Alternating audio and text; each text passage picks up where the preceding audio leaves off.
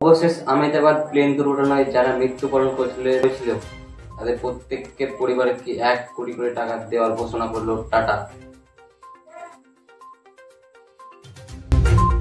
যে বিএড কলেজটি ভেঙে পড়েছিল সেই কলেজটি পুনরায় নির্মাণ করার খরচ বহন করবে পুরো টাটা। প্রতিদিন এক্স হ্যান্ডেলে তিনি এই কথাটা টুইট করেছিলেন। সাইডে সেই টুইটটা দেখতে পাচ্ছেন এবং সেই ভিডিও ক্লিপটাও দেখতে পাচ্ছেন। তো আজও প্রমাণিত হয়ে গেল টাটা সবসময় গরিব দুঃখীর পাশে আছে। আপনার কি মতামত, কি একটা পান আমাদের এই কমেন্ট বক্সে জানান, এটা নিয়ে আমার কমেন্টে জানাবেন। এটা ঠিক ক্ষতিগ্রস্তরা কিছু টাকা পাবে, কিন্তু পরিবাররা যাদেরকে হারিয়েছে তাদের জন্য সামনে নিতে পারবে, তারা পারবে না। 1 কোটি টাকাটাই পাবে।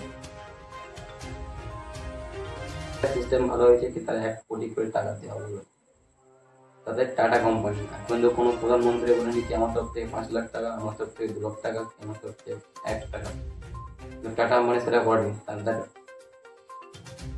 যেহেতু তাদের ওই এয়ার ইন্ডিয়া তাদের প্লেন, তার জন্য তারা যারা মারা গেছে তাদেরকে 1 কোটি করে টাকা দেওয়ার ওয়াদা করেছেন টাটা কোম্পানির ম্যানেজার। এ বিষয়ে পুরো আপডেট জানাতে এবং আপডেট দেখতে আমার এই চ্যানেল